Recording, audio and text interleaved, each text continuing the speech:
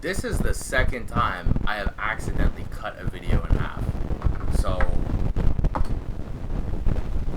anyways, this move is only sensical if the World Health Organization could have done anything about it in the first place.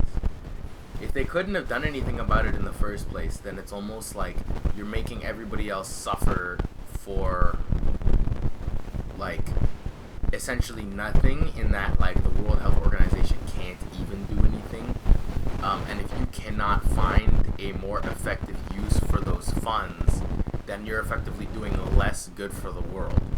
That is the only way that this move, like, doesn't make any sense at all. You know what I mean? But yeah, man. So he did that, and he also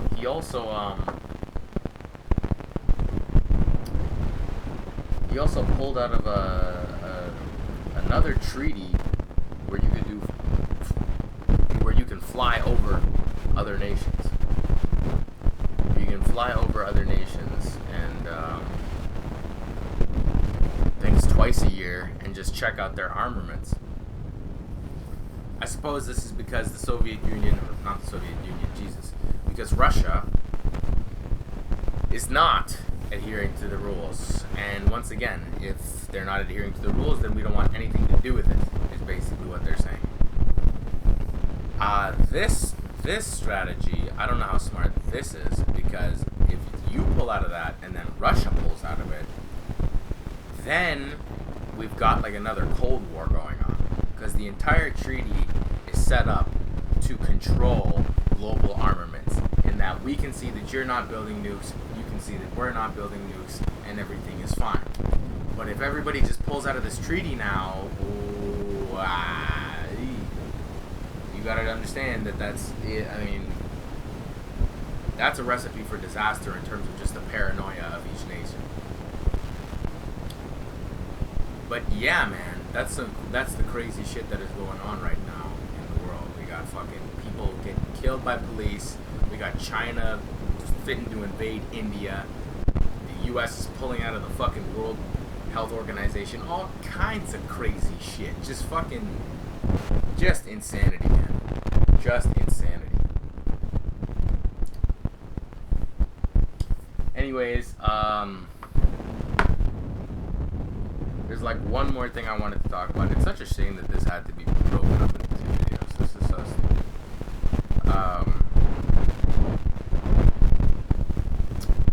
I'm reading this book. It's called The Dawn of the New Everything, and it's about virtual reality.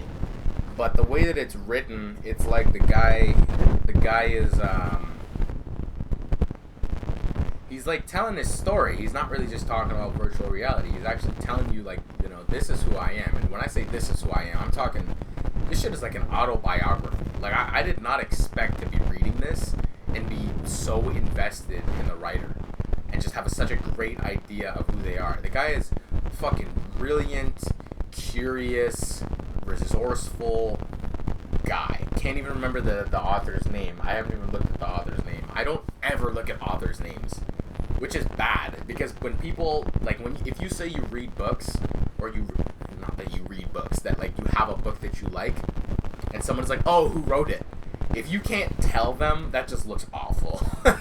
I think it just looks bad, but I just don't give a not that I don't give a shit, but, like, I guess I don't give enough of a shit to look and see who wrote it. You know what I mean? Like, I'll look and I'll read it once and I'm like, oh, this is written by, I can't even remember, like, an author's name, John Fisher or something. I don't even know if that's the right name. John Grisham. That's an author. You know, but then after that, you're just reading the book. You don't give a fuck about anything else. You know what I mean? You don't even see the author's name most of the time. Like, if you're gonna go read the book, you'll see the title over and over and over again, and that's how you remember the title. But you're not reading the author's name over and over and over again. Which maybe that's what I should do. Maybe I should be reading the author's name over and over and over again, and that way, you know, I'll be able to actually know who I'm reading. But anyways, man, he was talking about how his father was a a victim. His family was a victim of pogroms, which I guess are like Ukrainian genocides or like mass killings. And mind you, his parents are like boomers, or they're not boomers. They're like the greatest generation. They were around during like the Holocaust and stuff like this. So his mother was actually a Holocaust survivor, from what I understand. And in the book, he talks about how half of, like, basically, like, almost everyone on his mother's side is just gone. They're just gone. And honestly, man, like, you hear about the Holocaust and you watch, I don't know, the Boy in the Striped Pajamas or what's his name, Schindler's List, and you're like, oh my god, this is awful, oh my god, this is terrible, and it is. But I don't think any of us really gather, like, how terrible it is. Like, I don't think any of us really understand just how bad it is. It's really bad. Just think about it like this. Okay, let's say you know everybody or a lot of people on your mother's side or a lot of people on your father's side. And I'm talking like you know a lot, okay? My family is pretty damn big, considering that I only know the people on my mother's side. I don't know anybody on my father's side. I met his sister like once. My mother has 3 siblings. I have 2 direct cousins. 2 direct cousins. I've got like 1, 2, 3. I've got so many indirect cousins, it's stupid, okay? I got family in the Bahamas, I got family in Australia, I got family in England, I got family in the States. I got family almost fucking everywhere. I got family in Jamaica, I got family fucking everywhere. They're everywhere, okay? And when I go over to England, it's like, man, you don't understand. It's like there are so many more people that I'm related to. It is ridiculous, okay? Now, I don't know if any of you have family like that, but I just want you to imagine that everyone on your mother or father's side, except one sibling, was gone. Not just gone like you knew them and now they're gone. I mean like you never knew any of them. You may see pictures of them. You may hear stories about them. All of the stories you've heard about them, imagine that you've heard them, but you've never met them. Now, imagine that you've never met them because there was somebody out there who hated you so much, they wanted you and all of your family members dead. Do you understand how traumatizing that is to, like, and the thing about it is, I don't know when Jewish children, especially those who are directly related to Holocaust survivors, are told about this, but you gotta understand, man, like, this has gotta be some, like, for a kid to have to understand not only death, but death as it relates to genocide. They've got to understand race, religion. They've got to understand so many sensitive and hurtful things. That has got to fuck children up. Like, there's just no way. There's just no way. Because the guy in this book, when he was talking about this, at the time, I think he was like 8 or 9 or something like that. And he already, I believe, had an idea of what kind of happened. I mean, he knew that people treated him differently because of his Jewishness, and I think his grade school teacher told him that because of his Jewishness, bad things were happening to him because, you know, he killed Jesus Christ and it's not his fault, but he's just Jewish. Do you understand how traumatizing that is? Man, that is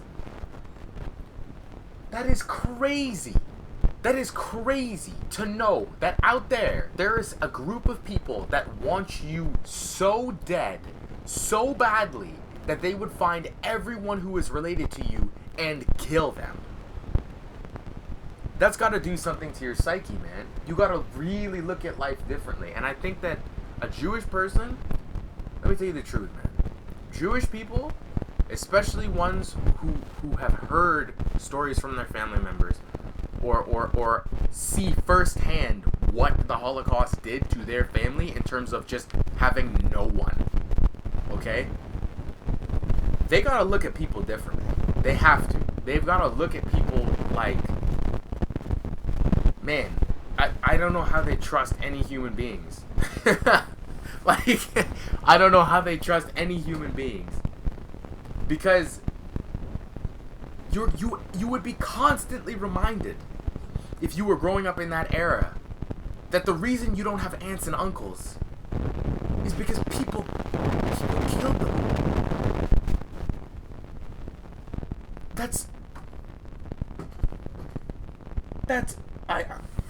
I'm so sorry. Jewish community, I know I had nothing to do with this, but I just want you to know, I am so sorry. I really didn't think about it like that. I didn't think about it like, no. You gotta understand, I kind of had to, like, come to terms with and figure out what the N-word meant. You know, I had to kind of, like, ease myself into racism. But even then, it was almost like, at the very least, I've got, you know, I mean, I know my family's members, and I know that there isn't somebody out there right now, you know what I mean, who's I mean, actually, there might be somebody out there right now who wants to kill me, but they're so much less organized and so much less dangerous than, you know, what the Jewish people faced in terms of just organized violence, right? So just to think about Jewish people waking up every day, and not only waking up every day and knowing that their ancestors were just fucking brutally murdered for no fucking reason, but also that in the event that society hits a state of jeopardy again, there are still anti-Semites out there who may rise up against them and try to kill them.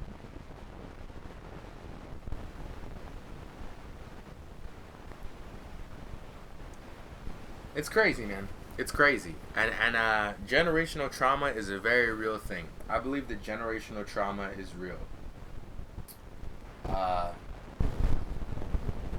believe that there are some things that happen to you while you're alive that can affect your children, okay? I don't know if any of you feel energy, but I feel energy when it comes to people. When I talk to people, different people, I feel different things. I feel different ways. Whether that's pheromones or what, I don't know. But if you live a life of fear and neurosis and you have a child, and you live a life of happiness and glee and you have a child, I believe that there is some truth to the idea that those children will not be the same. Emotionally and in how they react to the world. Not only that, but just the raw objective facts of life for the two children will be different. Okay? If you traumatize an entire generation of people and leave them in poverty and squalor, the next generation is going to be born into poverty and squalor. They are going to be dealing with the trauma that was inflicted years ago. Generational trauma is real, at the very least, on that objective plane. Alright? So, all of the issues and all of the bullshit that come with that are a part of generational trauma. I just want to fucking say that. Craziness, man. Craziness. I don't know. I don't know why I thought that was so crazy. When I thought about it, like, oh wow, like you had like an entire generation of your family members wiped off the face of the earth. Wow, that must be so crazy. Like to wake up every day and know that there was so much hate in the world that an entire cohort of your family was killed.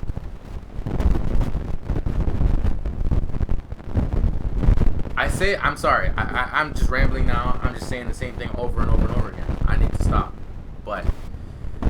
yeah, man. We live in a crazy world. We live in a crazy, crazy world. And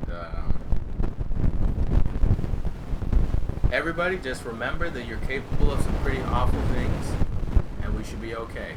as long as everybody remembers that and just treats everybody nicely, we should be okay.